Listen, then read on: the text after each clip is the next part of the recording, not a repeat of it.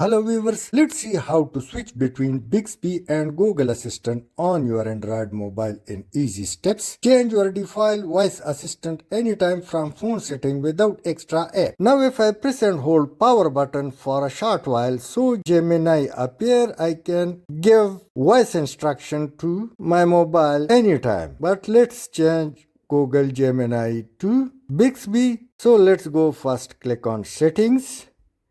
Then come down, click advanced feature.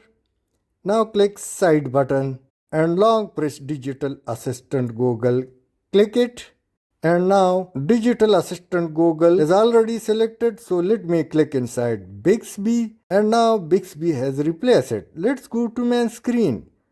And once again press and hold the power button for a while and settings appear. So open the settings to activate Bixby. You can also activate Bixby settings inside mobile settings easily. And now turn on Bixby button. So now it's activated. Now let's press and hold power key for a while and Bixby appear. Now I ask Bixby to open my mobile gallery and it will open the mobile gallery. To close it, once again press and hold the power button of your mobile. Bixby appear and let me ask Bixby to close my mobile gallery. You can give any type of instruction through voice. Let's change the Bixby to Google Assistant once again and also disable the power button to deactivate this function. Now click on settings, then advanced features. Now side button and long press Bixby or open it. Now you can select digital assistant Google instead of Bixby. Now disable this function from mobile power off button. So simply come down and click inside